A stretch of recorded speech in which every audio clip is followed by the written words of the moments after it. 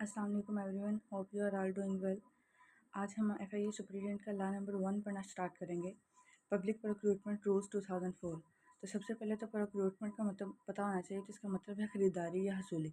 यानी कि गवर्नमेंट अगर कोई भी चीज़ ख़रीदती है आवाम के पैसे से, आवाम के टैक्स से जो उसने कलेक्ट किया होता है उस रेवेन्यू से, तो उस ख़रीदारी के लिए जो असूल चाहिए, जो असूल अपनाने पड़ते हैं वो हैं पब्लिक रिक्रूटमेंट रूल्स 2004।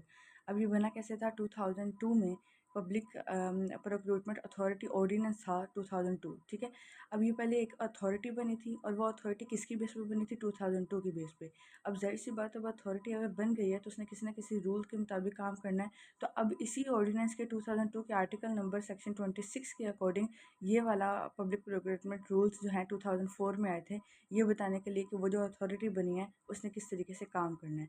तो सबसे पहले इसका जो शॉर्ट टाइटल एंड कमेंसमेंट है, कमेंसमेंट का मतलब होता है कि कहाँ कहाँ पे ये लागू होता है, तो ये और कब ये लागू होगा, शुरू होना। तो पाकिस्तान में एक ही बार ये होगा और ये पूरे मतलब कि नाफिज होगा, नाफिजुल अमल होगा और पूरे पाकिस्तान में ये एप्लीकेबल होगा। इसके टाइटल क्या होगा? इसके टाइटल ऊपर लिखा हुआ है public recruitment rules 2004। General provisions में सबसे पहला सेक्शन आ जाता है हमारे पास डेफिनेशंस का। डेफिनेशन में पहली चीज़ है बिड। बिड का मतलब होता है टेंडर और offer in return response to an invitation by person, consultant, firm, company और एन ऑर्गेनाइजेशन। मतलब क्या है कि एक ऐसी ऑफ़र कोई पर्सन दे रहा है, कोई कंसल्टेंट दे रहा है, कोई कंपनी दे रही है या कोई ऑर्गेनाइजेशन दे रही है, यानी जिससे वो चीज़ खरीदनी है, जो बेच रहा है ना उसकी बात हो रही है, वो है बिड। ठीक है, जो जो चीज़ बेचनी है, जो सर्विस, जो ऑफ़र, जो प्रोडक्ट बेचनी है उसको बिड बोलते हैं। अब वो बिड करने वाला बिडर कहलाएगा, a person who submits a bid. ठीक है, अब बिडर के अलावा बिडर की 3 कैटेगरीज है। अब हम उस बिडर को करप्ट बिडर भी कह सकते हैं। करप्ट बिडर कब कहेंगे? जब वो कोई फैलेसी करेगा, मतलब कि कोई पैसों की हेर फेर करेगा। बिडर इनकैपेबल तब होगा जब हमने उसको डील तो कर ली है लेकिन वो उस डील को टाइम पे कैपेबल नहीं है, उस डील को टाइम पे पूरा करने का नहीं हुआ, मुर्तकिब नहीं हुआ। ठीक है, तो वो इनकैपेबल बिडर होगा। अब इसके अलावा बिडर है एक डेविएट फ्रॉम कमिटमेंट। अब जो गवर्नमेंट की और उस बंदे की, उस ऑर्गेनाइजेशन की, उस कंपनी की बात हो गई थी, अब वो उससे फिर रहा है। ठीक है, सॉरी, तो उसे बोलेंगे बिडर, वो होगा डेविएट फ्रॉम कमिटमेंट। अब इन ये तीनों टाइप का अगर किसी एक बिडर पे इन तीनों में से कोई एक या तीनों लग गए, एक मरतबा भी उसके ऊपर ये एलिगेशन लग गया और वो अगर फैक्ट के ऊपर हुआ, तो फिर वो जो बिडर है वो ब्लैक लिस्टेड हो जाता है, यानी फिर आइंदा उसके साथ कोई भी डील नहीं होगी गवर्नमेंट की तरफ से। थर्ड है call of order. Call of order का मतलब है एक ऐसा ऑर्डर जिसके अंदर मतलब कि बार बार ऑर्डर देना है। ठीक है, तो हर बार जो है उसकी उसकी जनरल टर्म्स के, ये पैसे कितने होंगे, ये कितने हमें ऑर्डर, कितनी अमाउंट चाहिए, वो बार बार नहीं डिस्कस करना। उस ऑर्डर को बोलते हैं जो जनरल टर्म्स के अंदर होता है call of call of order. ठीक है, कॉल ऑफ का मतलब होता है ना छोड़ देना, या इसको आप इस तरीके से याद रख सकते हैं कि कॉल ऑफ का मतलब है कि छोड़ देना ना, बार बार ना बुलाना। तो बार बार ना बुलाना मतलब बार बार नेगोशिएशन नहीं करना, बार बार बातचीत नहीं करना एक ही बात पे। फिर है क्लोज्ड फ्रेमवर्क एग्रीमेंट। अब क्लोज्ड है तो इसका मतलब हर चीज़ स्पेसिफिक है उसके अंदर। ठीक है, अब ये ओपन होता तो हमें तो ये था ना कि कुछ भी कि उसका नाम है जनरल टर्म्स हो सकती हैं इस तरह से, बट क्लोज्ड फ्रेमवर्क एग्रीमेंट में क्या है? Agreement with specified terms. कुछ स्पेशल शर्तें वगैरह हैं जो एक ही बार सेट हो गई हैं। Competitive bidding. अब हम जैसे कम्पिटिटिव एग्ज़ाम की तैयारी कर रहे हैं, तो उसी तरह से कम्पिटिटिव बिडिंग का मतलब क्या होता है कि एक ऐसी बिडिंग, एक इतने अच्छे तरीके से अपना प्रोडक्ट की जैसे एडवर्टाइजमेंट लोग करते हैं ना, उस तरीके से किया जाए कि कॉन्ट्रैक्ट मिलने के ज़्यादा चांसेस हों। जैसे पीछे PIA की बिडिंग हुई है। ठीक है, आपने देखा होगा कि हर एक बोलियां लगी हैं कि हम इतने करोड़ देंगे, इतने बिलियन, इतने ट्रिलियन देंगे। तो आरिफ हबीब को कंजोर्शियम की जो जिन्होंने ये विन की थी बिडिंग, और उन्हें भी PIA जो है वो उनके हवाले कर दिया गया था पहली पेमेंट रिलीज़ होने के बाद। तो क्या है कि ऐसी बिडिंग जो कि एंड पे कॉन्ट्रैक्ट मिलने का बाइस बन जाए, उसको कम्पिटिटिव बिडिंग बोलते हैं। देन है कॉन्ट्रैक्टर। अब ये MCQ से ये भी था कि कॉन्ट्रैक्टर FIA की जो रूल्स है उसके अकॉर्डिंग क्या है? तो कॉन्ट्रैक्टर है कोई भी ऐसा पर्सन, कंसल्टेंट, फर्म, कंपनी या ऑर्गेनाइजेशन जो ये सर्विसेज देना चाहता हो, यानी कि वो जो अंजाम दे ये सर्विसेज। ठीक है, ये जिनके ऊपर वो काम शुरू करे, तो उसको बोलते हैं क्या? कॉन्ट्रैक्टर। सही है। उसके बाद आ गया कॉन्ट्रैक्ट। कॉन्ट्रैक्ट तो आपको पता है एग्रीमेंट होता है। ये मैंने वो एग्जैक्टली वो ला करके, ठीक है, उसमें से मेन पॉइंट्स लिखे हैं ताकि हमारे कुछ शॉर्ट नोट्स बन जाएँ मेन पॉइंट वाले, और हमें बाद में रिवाइज़ करना आसान हो। उसके बाद आ जाता है करप्ट एंड फ्रॉडुलेंट प्रैक्टिसेस। अब करप्ट एंड फ्रॉडुलेंट प्रैक्टिसेस में ये 5 चीज़ें हैं। सबसे पहले तो प्रैक्टिस कौन सी? कोerसिव प्रैक्टिस। कोerसिव प्रैक्टिस का मतलब है कि आप अब कुछ गलत फ़ायदे के लिए, अब हम हमारे ज़हन में ये है कि जब भी कोई गलत फ़ायदा, इसका मतलब है कोई करप्शन वगैरह कुछ इस तरह का केस होगा। कोerसिव प्रैक्टिस का मतलब है कि अगले बंदे को नुकसान पहुँचा के अपना कोई गलत फ़ायदा हासिल करना, ठीक है? इसमें नुकसान वाले कैटेगरी आ जाते हैं, तो कोerसिव प्रैक्टिसेस। उसके बाद आता है कल्यूसिव प्रैक्टिसेस। कल्यूसिव प्रैक्टिसेस का मतलब है कि मार्केट में वो चीज़ नहीं चल रही, नॉन कंपटीशन लेवल पे जाके एक्स्ट्रा ऑर्डिनरी या बिलो एवरेज जो है वो जो प्राइस है उसको इस्टेब्लिश करना, उसको कल्यूसिव प्रैक्टिसेस बोलते हैं। यानी मैंने आपको कोई चीज़ बेचनी है और वो मैक्सिमम उसकी प्राइस कोई 1000 रुपये है, और मैं आपको कहूँ कि हाँ भाई नहीं, इसकी तो है ही 5000 रुपये, और मैं उससे कम ही ना हो, ये तो वो बात होगी ना कि मैं अपना प्रोडक्ट बेचना ही नहीं चाह रही।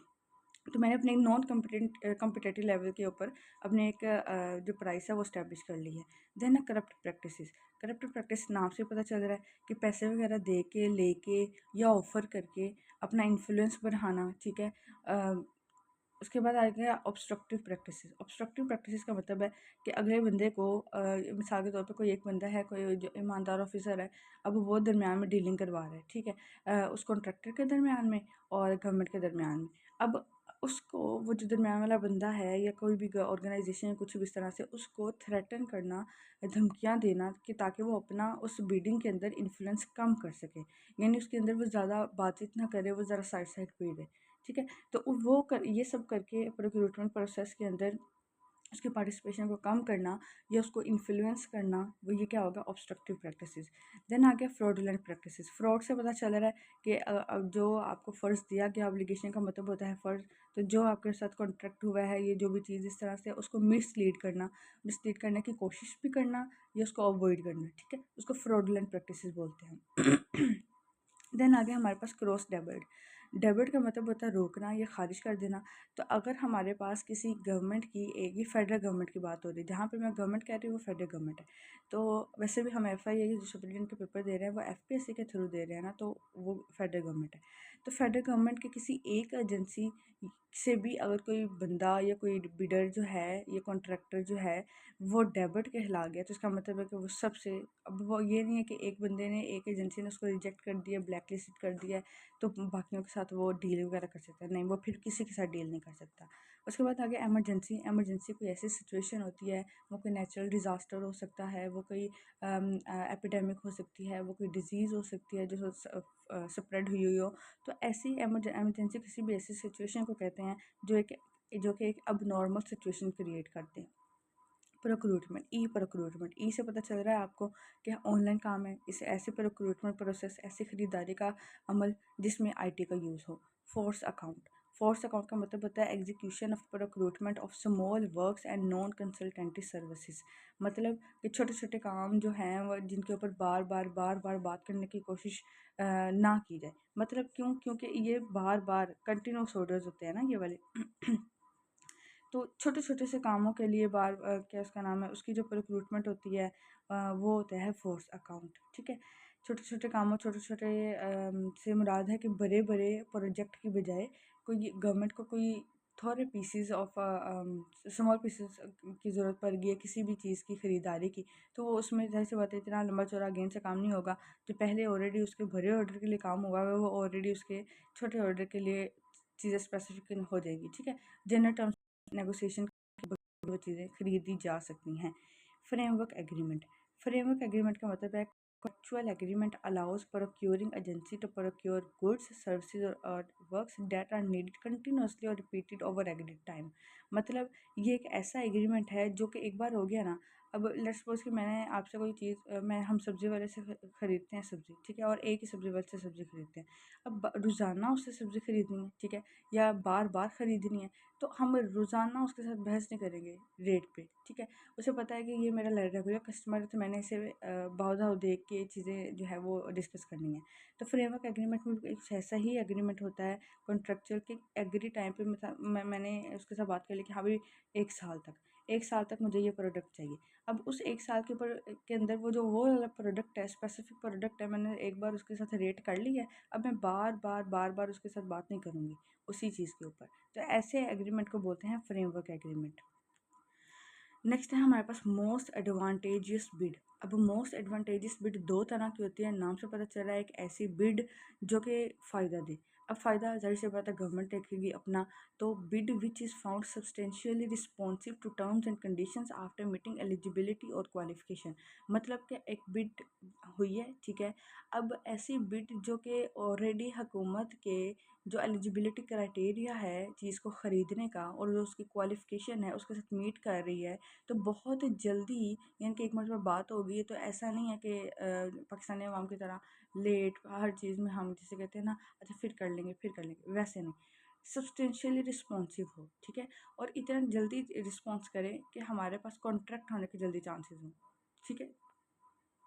उसके बाद दूसरी तरह की एडवांटेजेस बिड किस तरह से होती है, evaluated as highest ranked bid on the basis of cost of quality और क्वालिफिकेशन, यानी एक ऐसी बिड जो टर्म्स एंड कंडीशंस के ऊपर भी सेटिस्फाई कर रही हो, हुकूमत के एलिजिबिलिटी क्राइटेरिया के ऊपर भी, क्वालिफिकेशन के ऊपर भी, हुकूमत को कॉस्ट इफेक्टिव भी लग रही हो, ठीक है, और बेहतरीन प्रोडक्ट भी मिल रहा हो। ऐसा नहीं है कि पैसे कम हैं तो प्रोडक्ट जो है उसकी क्वालिटी वाइज कम है, क्वालिटी वाइज लो है, ठीक है। तो ऐसी बिड को भी मोस्ट एडवांटेजेस बिड कहते हैं, जो कि कॉस्ट के लिहाज से, क्वालिटी के लिहाज से, एलिजिबिलिटी क्राइटेरिया के लिहाज से, टर्म्स एंड कंडीशन के लिहाज से, सब के लिहाज से हाईएस्ट रैंक पे हो और हुकूमत के लिए बहुत ज़्यादा एडवांटेजियस हो, तो उसको बोलते हैं most advantageous bid. Next definition में पॉइंट नंबर 15 है ओपन फ्रेमवर्क एग्रीमेंट। अब ओपन फ्रेमवर्क पीछे हमने क्लोज फ्रेमवर्क एग्रीमेंट पढ़ा था स्पेसिफिक कंडीशंस के साथ, ठीक है। अब फ़र्क क्या है, उस स्पेसिफिक कंडीशन में प्राइस एग्री हुई थी, ठीक है, हर चीज़ एग्रीड थी। ओपन फ्रेमवर्क एग्रीमेंट में मुराद है ये भी स्पेसिफाई की फ्रेमवर्क एग्रीमेंट है ना, फ्रेमवर्क एग्रीमेंट की हमने पीछे डेफिनेशन पढ़ी है, तो है ये भी स्पेसिफिक कंडीशंस के अंदर, बट यहाँ पे अभी प्राइस एग्री नहीं हुई, इसको बोलते हैं ओपन फ्रेमवर्क एग्रीमेंट। यानी ये एक ऐसा पॉइंट रह गया है जिसके ऊपर अभी नेगोशिएशन या डिस्कशन होने वाली बाकी है, इसलिए इसको ओपन फ्रेमवर्क एग्रीमेंट बोलेंगे। नेक्स्ट है ऑर्डिनेंस मीन्स, जहाँ इस पूरे लॉ में जब भी ऑर्डिनेंस का लफ्ज़ आएगा, ऑर्डिनेंस मैंने सबसे पहले आपको बताया था कौन सा ऑर्डिनेंस था, पब्लिक प्रोक्यूरमेंट अथॉरिटी ऑर्डिनेंस 2002, ठीक है, और वो वाला 2002 का पॉइंट नंबर 22 से हमारा लॉ नंबर 2 था। उसके आगे next recruitment assignment, assignment of procurement functions of any procurement agency any public entity to functions. मतलब क्या इसका कि यानी जैसे हमें टीचर जो हैं वो असाइनमेंट दे देती हैं, ठीक है, हम अपनी हेल्प के लिए अपना एक कोई ग्रुप बना लें। अब मुझे कोई 5 टॉपिक की असाइनमेंट मिली हुई है, मैं अपना ग्रुप बना लूँ, मैं अपने ग्रुप में एक बंदे को कहूँ कि हाँ भाई तुम मेरा ये वाला टॉपिक कर दो, ठीक है, यानी कि हम एक ग्रुप असाइनमेंट कर लेते हैं, तुम ये वाला टॉपिक कर दो, तुम ये वाला कर दो, तुम ये वाला कर दो।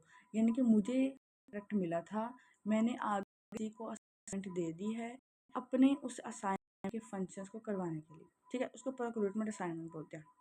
तो इट्स मीन कि वो जो प्रोक्यूरमेंट फंक्शंस थे जो किसी प्रोक्यूरमेंट एजेंसी ने करने थे, वो उन फंक्शंस को ट्रांसफ़र कर दे, असाइन कर दे किसी पब्लिक सेक्टर एंटिटी को, ताकि वो फंक्शंस को परफॉर्म कर सके, ठीक है। यहाँ पे पब्लिक सेक्टर है, किसी प्राइवेट सेक्टर की बात नहीं हो रही। उसके बाद आगे जी रिपीट ऑर्डर्स, नाम से पता चल रहा है एक ही एजेंसी है, एक ही कमोडिटी का मतलब है एक ही चीज़ हम ले रहे हैं, तो फिर बार बार उसके ऊपर क्या है कंपटीशन नहीं करवाएंगे हम, ठीक है। और ये इसमें ये भी चांसेस होते हैं कि इन्हेंसमेंट ऑफ कॉन्ट्रैक्ट्स, मतलब कि कॉन्ट्रैक्ट्स बढ़ते जा रहे हैं उस कंपनी के साथ उससे एक प्रोडक्ट के, यानी हमने किसी से कोई मेडिसिन ली है किसी कंपनी के साथ, चाहे अच्छा ये जो है ना, ये वाला जो ऑर्डिनेंस है या ये वाले जो लॉज हैं, ये पाकिस्तान के अंदर भी एप्लीकेबल हैं, पाकिस्तान के बाहर भी एप्लीकेबल है, क्योंकि ऐसा हो सकता है ना कि पाकिस्तान ने जो चीज़ ख़रीदनी हो सकता है वो पाकिस्तान के बाहर से आनी हो, यानी कि जिसे हम इंपोर्ट बोलते हैं, तो उसमें भी ये जो है वो लाज लागू होंगे। और अगर वही चीज़ हमने विद इन पाकिस्तान, जैसे हम कहते हैं मेड इन पाकिस्तान, ठीक है, मैन्युफैक्चर इन पाकिस्तान, अगर कुछ ऐसी कंपनी के साथ हमने डील करनी है तो ये रूल्स पाकिस्तान के अंदर भी एप्लीकेबल होंगे, ठीक है। सप्लायर कौन होगा, जो सप्लाई करेगा, क्या सप्लाई करेगा, कोई गुड्स सर्विसेज वर्क्स जिसकी प्रोक्यूरमेंट हो रही है। प्रोक्यूरमेंट किससे बार बार मैं बता रही हूँ, जो लफ्ज़ बोल रही हूँ इसका मतलब होता है ख़रीदारी करना, जो हुकूमत ख़रीदारी कर रही है पाकिस्तानी आवाम के पैसे से, ठीक है। Unsolicited project proposal containing unique and innovative idea. एक ऐसा आइडिया, एक ऐसी बिड, एक ऐसा प्रपोजल, एक ऐसा प्रोजेक्ट जिसके अंदर कोई यूनिक और इनोवेटिव आइडिया मौजूद हो, उसको अनसोलिसाइटेड प्रोजेक्ट प्रपोजल बोलते हैं। वैल्यू फॉर मनी, मतलब कि हम कहते हैं ना कि यार ये मैंने एक चीज़ 10,000 रुपये की खरीदी, ये तो वर्थ इट है। 1,000 रुपये तो मतलब कि बहुत मुनासिब है, जितनी कमाल की चीज़ है। तो वैल्यू फॉर मनी ये है कि एक एक रुपये वसूल हो जाए, मतलब कि हमने हर तरह से वो जो चीज़ वो हमने बिड ली है, वो हमने चीज़ ख़रीदी है ना, वो हर तरह से ही पाकिस्तानी अवाम के लिए बेहतरीन साबित हो। कॉस्ट के लिहाज से, क्वालिटी के लिहाज से, ठीक है, क्वालिफिकेशन के लिहाज से, दैन उसके बाद उसके एलिजिबिलिटी क्राइटेरिया पूरा हो, हर चीज़ में उसको बोलेंगे value for money. Third point, अब डेफिनेशन वाला पॉइंट दूसरा था, अब तीसरा है। अब ये याद रखेगा, ये हम जनरल प्रोविजंस पढ़ रहे हैं, और जनरल प्रोविजंस जो हैं आर्टिकल 2 से 7A तक हैं। उसके बाद हमारे पास रिक्रूटमेंट प्रोविजंस आ जाती हैं। अच्छा, स्कोप एंड एप्लीकेबिलिटी, मैंने पहले ये बता दिया है कि इसका स्कोप क्या है, पूरे पाकिस्तान के अंदर भी है, पाकिस्तान के बाहर भी है। Applicability, procuring agencies, all procuring agency of federal government, यहाँ पे प्रोविंशियल गवर्नमेंट से बात नहीं हुई। Principles of procurements. अब क्या प्रिंसिपल्स हैं, ये बहुत इंपॉर्टेंट एमसीक्यूज़ है। एक कि हमारे पास जो प्रोक्यूटमेंट जो ख़रीदारी हो वो तो एक मुनफाना, साफ शफाफ तरीके से, फेयर एंड ट्रांसपेरेंट मैनर। दूसरा, प्रोक्यूटमेंट जो है वो ब्रिंग्स वैल्यू फॉर मनी, यानी कि हमारे पाकिस्तानी अवाम के लिए, हुकूमत के लिए हर तरह से उसमें फ़ायदा हो। तीसरा, procurement process is efficient and economical, कि हमें भी ज़्यादा कोई वो महंगा ना पड़े, और अगर लेट्स सपोज हमें कोई महंगा पड़ता है तो फिर उसकी क्वालिटी भी उस हिसाब से हो। ठीक है, तो ये 3 मेन प्रिंसिपल्स हैं। Point number 5, international and inter governmental commitments of the federal government. इसमें मैं बता देती हूँ क्या लिखा हुआ है, मैंने ऑलरेडी खुद जानबूझ के चीज़ें छोटी छोटी लिखी हैं। अच्छा, अब छोटे छोटे इसलिए लिखें ताकि पेपर में अगर रिवीजन का टाइम ना हो तो चीज़ें देख के बंदा पैनिक ना हो कि इतना इतना सब कुछ, जितना हम पढ़ा लिखेंगे उतने ज़्यादा पेजेस ऑक्यूपाइड होंगे, उतने भरे नोट्स बनेंगे।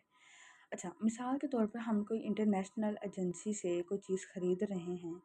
अब ज़ाहिर सी बात है वो इंटरनेशनल एजेंसी के अपने भी कुछ रूल्स होंगे, ठीक है, या इंटर गवर्नमेंटल कमिटमेंट्स के अंदर वो उनके अपने भी कुछ प्रोविजंस होंगी, कुछ लॉज होंगे जिसके मुताबिक उन्होंने चीज़ बेचनी है और हमने ख़रीदनी है। तो फिर उससे क्या होगा कि अगर कोई हमारे इस वाले PPR 2004, यानी कि पब्लिक प्रोक्यूरमेंट रूल्स 2004 का कोई रूल जो है, कोई लॉ जो है, कोई पॉइंट जो है उस एजेंसी के लॉ के साथ क्लैश में आ रहा है, कन्फ्लिक्ट में आ रहा है, तो वो ये कहता है, लॉ ये कहता है कि उस फाइनेंशियल इंस्टीट्यूशन, उस एजेंसी का जो लॉ होगा वो प्रिवेल कर जाएगा। प्रिवेल का मुराद है कि वो उसकी बात मानी जाएगी बजाय PPR 2004 के। ठीक है, क्योंकि हम इंटरनेशनल बिडिंग कर रहे हैं ना, इंटरनेशनल ख़रीदारी कर रहे हैं। अच्छा, अब लैंग्वेज क्या होगी। अब इस लैंग्वेज में 3 पॉइंट्स हैं। एक पॉइंट ये है कि अगर तो हम पाकिस्तान के अंदर बात कर रहे हैं तो जितनी भी कम्युनिकेशन होगी, जितने भी डॉक्यूमेंटेशन होगी, वो सारी उर्दू में होगी या इंग्लिश में होगी, दोनों में से किसी एक में होगी, या में भी हो सकती है। अगर हमने कोई चीज़ बाहर से ख़रीदनी है तो फिर भी कम्युनिकेशन और डॉक्यूमेंटेशन उर्दू और इंग्लिश में ही होगी। लेकिन मिसाल के तौर पर हम स्पेन से कर रहे हैं कोई चीज़ की ख़रीदारी, ठीक है, अब ज़ाहिर सी बात है उनकी लोकल लैंग्वेज जो है वो स्पेनिश है, तो उनको बात करने के लिए भी तो स्पेनिश बोलनी पड़ सकती है ना। तो उस केस में क्या है कि लोकल लैंग्वेज को क्या करेंगे, हम अपने उस डॉक्यूमेंट को लोकल लैंग्वेज में ट्रांसलेट करके रख लेंगे, ठीक है, ट्रांसलेट करके यूज़ कर लेंगे। लेकिन जो ओरिजिनल डॉक्यूमेंटेशन है, ये बात याद रखिएगा, वो उर्दू या इंग्लिश में ही हो सकती है। Point number 2, when use of local language is essential. अब ये भी हो सकता है कि लोकल लैंग्वेज का यूज़ कुछ जो बीडर्स हैं वो ना करें, लेकिन अगर लोकल लैंग्वेज का यूज़ जो है वो असेंशियल लाजमी हो जाता है तो ओरिजिनल डॉक्यूमेंटेशन उर्दू या इंग्लिश इन दोनों में ही होगी। बाकी तमाम पर्पजेज़ के लिए उस लोकल लैंग्वेज में ट्रांसलेशन की जा सकती है, ठीक है, ट्रांसलेशन करके उसको यूज़ किया जा सकता है। अब लोकल लैंग्वेज, ये बात ख्याल रखनी है कौन सी लोकल लैंग्वेज इस्तेमाल करनी है, जो maximum economy and efficiency in recruitment, यानी जिससे पता हो कि हाँ भाई हम इस लैंग्वेज को यूज़ करेंगे तो अगले बंदे को बड़े इजीली अपनी बात समझा सकते हैं, अपनी जो है वो बजट बता सकते हैं, जो भी चीज़ें हैं, ठीक है, तो वो लोकल लैंग्वेज जो है वो इकोनॉमी के लिए भी मैक्सिमम हो और एफिशिएंसी में भी मैक्सिमम हो। थर्ड है in case of dispute reference shall be made to the original documentation. हो सकता है ना कि दो पार्टीज यानी गवर्नमेंट और जिससे वो प्रोडक्ट खरीद रही है उसके दरमियान कोई क्लैश आ जाए, कोई डिस्प्यूट बन जाए, तो वो जो डिस्प्यूट के लिए फिर जो रेफरेंस इस्तेमाल होगा वो भी इंग्लिश ओरिजिनल डॉक्यूमेंटेशन ही होगी, ठीक है, वही इस्तेमाल होगा ना। यानी मैंने कोई चीज़ खरीदी है और उसमें कोई फॉल्ट निकला है तो मैं बाज़ार जाऊँगी वो चेंज करने के लिए। अब चेंज करूँगी तो ऐसे तो नहीं है कि मैंने जब खरीदी थी वो मैंने तब पंजाबी बोली थी और जब मैं वापस करने जा रही हूँ तब मैं इंग्लिश बोलूँगी। नहीं, जो ओरिजिनल डॉक्यूमेंटेशन है उसी के अकॉर्डिंग ही हमने जो है वो बातचीत करनी है ना, या नेगोशिएशन करनी है उस डिस्प्यूट के अंदर। पॉइंट नंबर 7 है इंटेग्रिटी पैक्ट। इंटेग्रिटी का मतलब होता है सालमियत। तो procurements exceeding the prescribed limit subject to an integrity pact between procuring agency and suppliers और कंट्रैक्टर्स। मतलब कि इंटेग्रिटी पैक्ट का मतलब है कि हमने एक खरीदारी के लिए एक लिमिट डिसाइड की थी कि इस लिमिट के अंदर अंदर इस टाइम के अंदर अंदर हमें हमारा प्रोडक्ट मिल जाना चाहिए, लेकिन वो नहीं मिल रहा, ठीक है। तो उस खरीदारी के उस लिमिट के क्रॉस होने के बाद, एक्सीड का वर्ड यूज़ हुआ है, क्रॉस होने के बाद हमारे पास प्रोक्यूरिंग एजेंसी यानी कि जो वो चीज़ खरीद रही है और सप्लायर जो वो चीज़ बेच रहा है, उन दोनों के दरमियान एक पैक्ट साइन होगा, वो होगा इंटेग्रिटी पैक्ट।